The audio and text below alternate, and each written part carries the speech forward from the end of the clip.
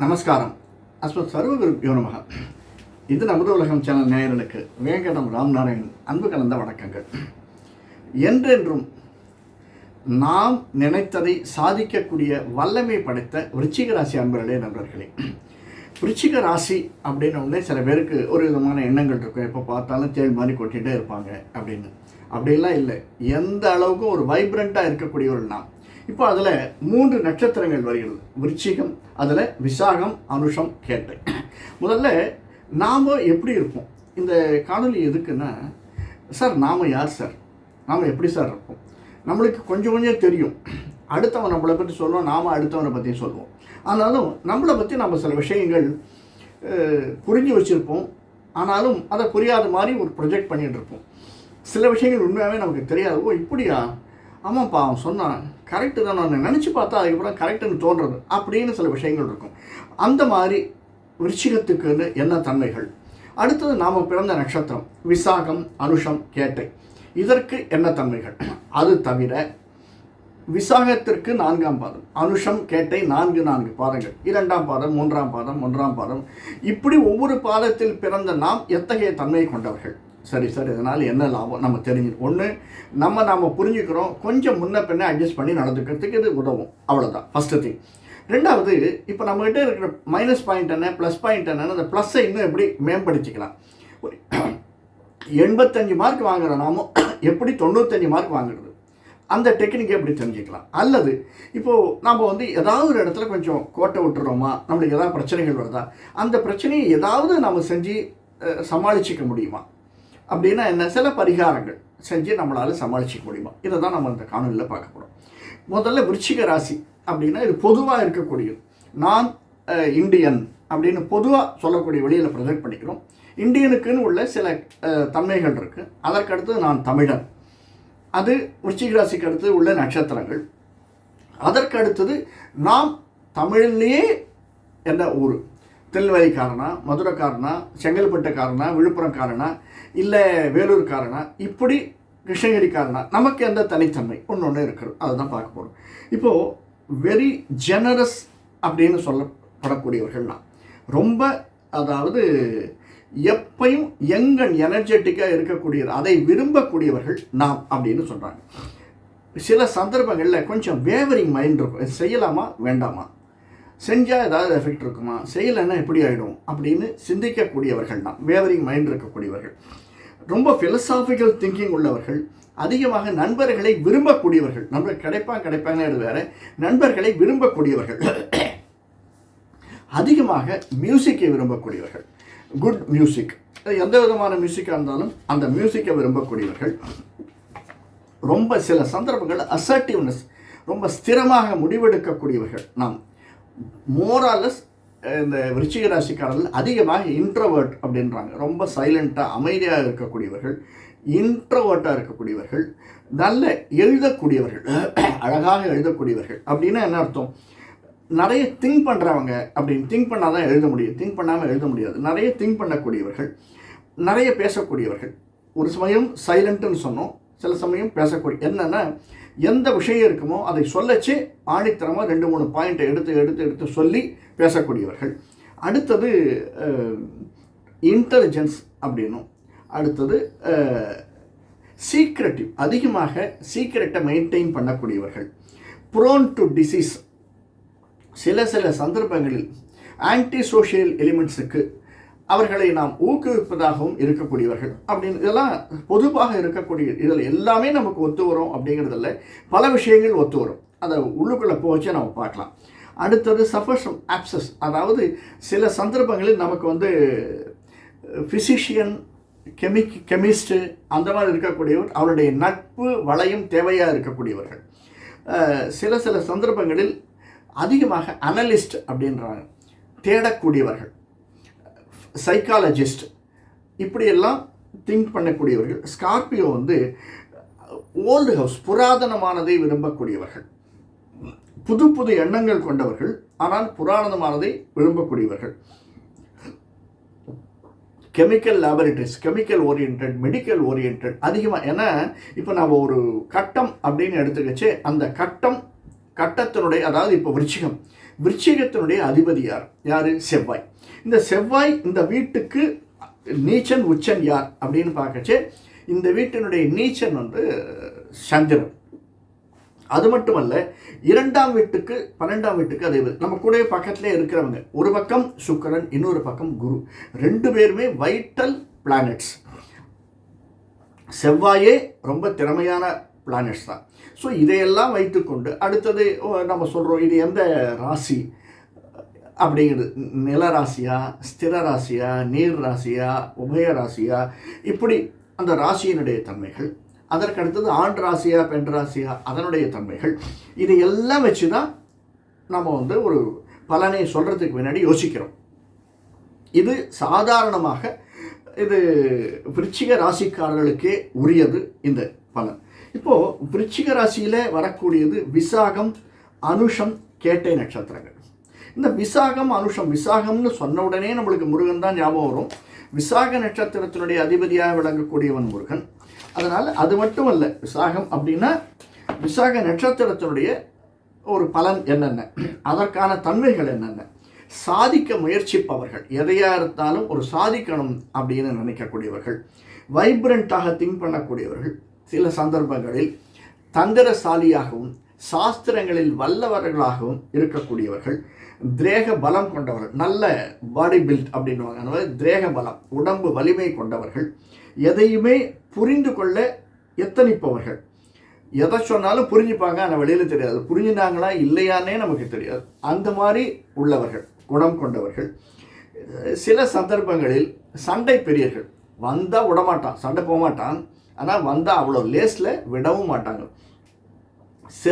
செல்வம் கொழிப்பவர்கள், திறமைசாலிகள், பேசுவதில் சாமர்த்தியம் உள்ளவர்கள். பேசுவதில் சாமர்த்தியம்லாம் என்னன்னா அடுத்தவனுக்கு அதிகமாக உபதேசம் செய்பவர்கள். இவையெல்லாம் பொதுவாக விசாக நட்சத்திரத்திற்கு சொல்லக்கூடிய தன்மைகள். இப்போது நம்முடைய விசாக நட்சத்திரத்திற்கு அது மட்டுமல்ல, ஈக்குவேஷன் அப்படின்னு நம்ம சொல்கிறோம். அதாவது இதையெல்லாம் நிறைய பெர்மிட்டேஷன் காம்பினேஷன் பண்ணி அவங்க நம்முடைய மூதாதையர்கள் இதை கண்டுபிடித்தவர்கள் எல்லாம் நிறைய சொல்லி வச்சுருக்காங்க. ஈக்குவேஷன் நமக்கு என்ன அதிகமாக பிடிக்கும், அல்லது எதோடு இருந்தால் நமக்கு இன்னும் திறமையாக இருக்க முடியும் அப்படின்னு. விசாக நட்சத்திரத்திற்கு செங்குருவி, பெண் புலி அப்படின்னு சொல்கிறாங்க.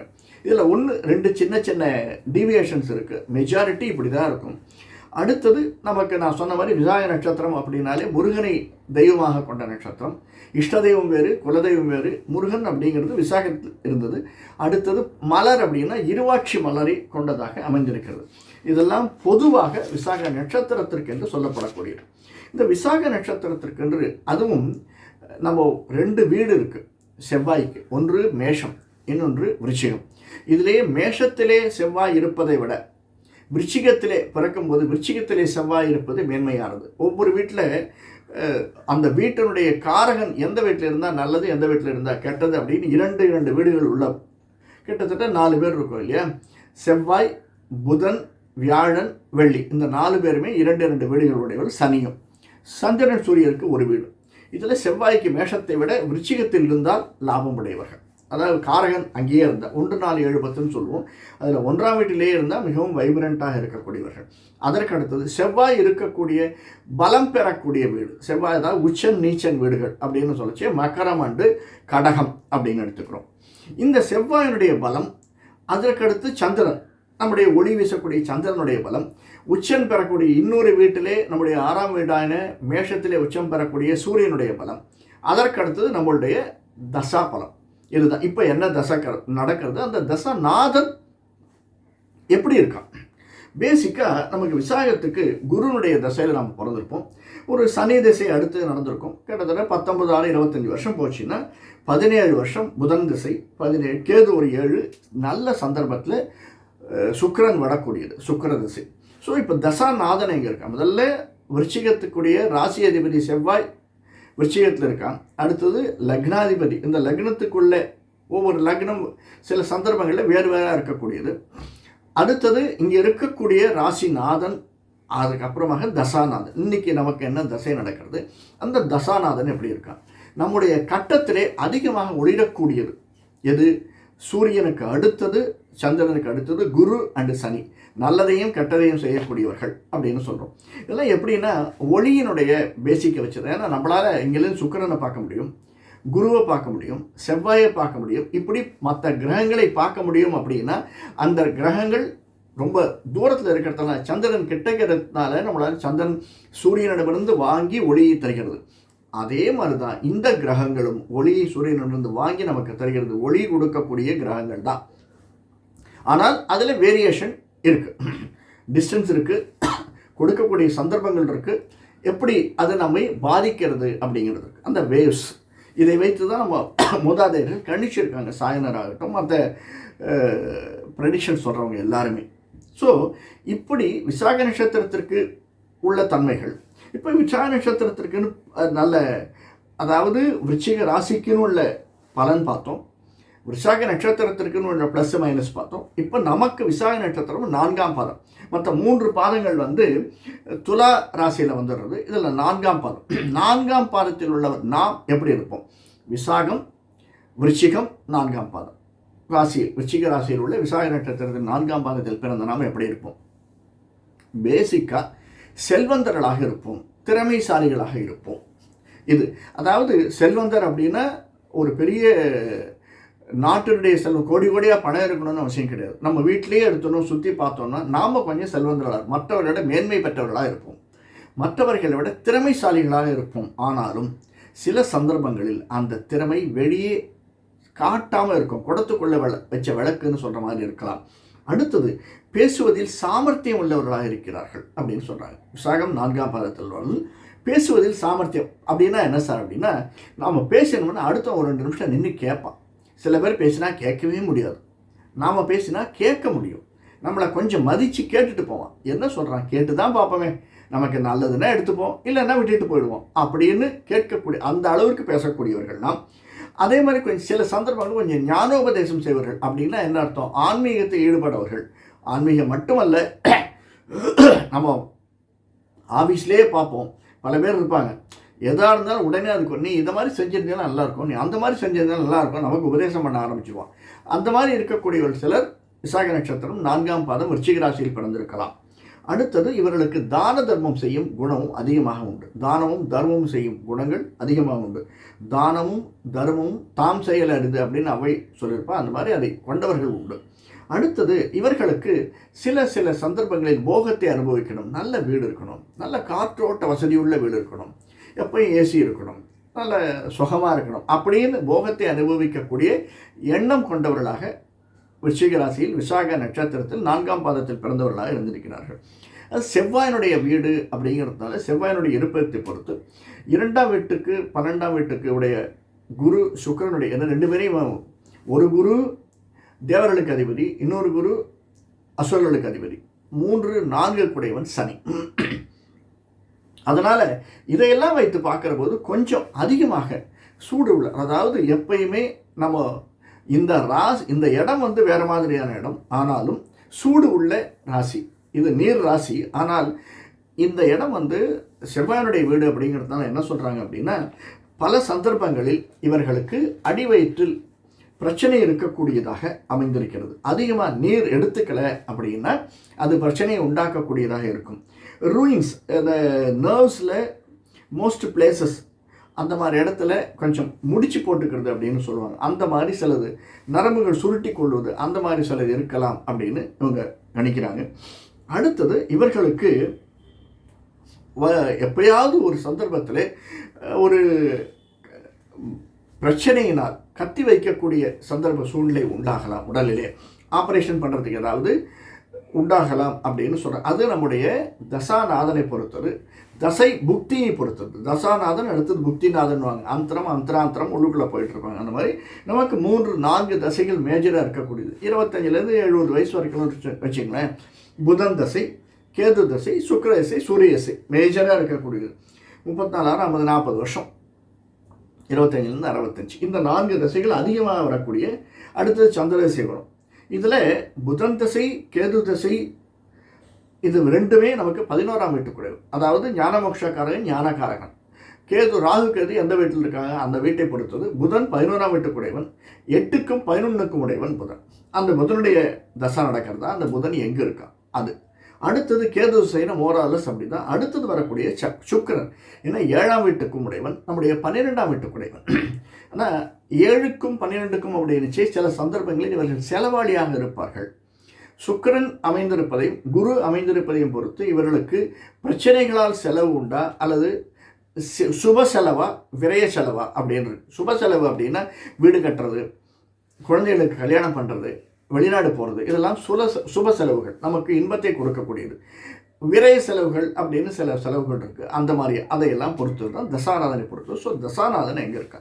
இப்போ நமக்கு ஏற்ற மரம் அப்படின்னு சொல்கிறாங்க. அதாவது சித்திரை விசாகத்திற்கு 4ஆம் பாதத்திற்கு தூங்குமூஞ்சி மரம் அப்படின்னு சொல்கிறாங்க. இந்த தூங்குமூஞ்சி மரத்தை பார்த்தீங்கன்னா தெரியும், இந்த கிராமங்களில் இருப்பவர்களுக்கு தூங்குமூஞ்சி மரம் பற்றி நல்லா தெரியும். அந்த தூங்குமூஞ்சி மரத்தை சில செயல்களுக்கு ஈடுபடுத்தக்கூடாது அப்படின்னு சொல்கிறாங்க. ஆனால் பல விஷயங்களில் தூங்குமூஞ்சி மரம் மிக மிக நல்லது.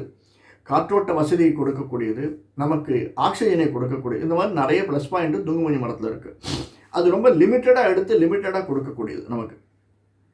அதனால் எங்கேயாவது மரம் நடணும் அப்படின்னா நம்ம இந்த மரத்தை நடுவது ரொம்ப ரொம்ப விசேஷமாக சொல்லக்கூடியது.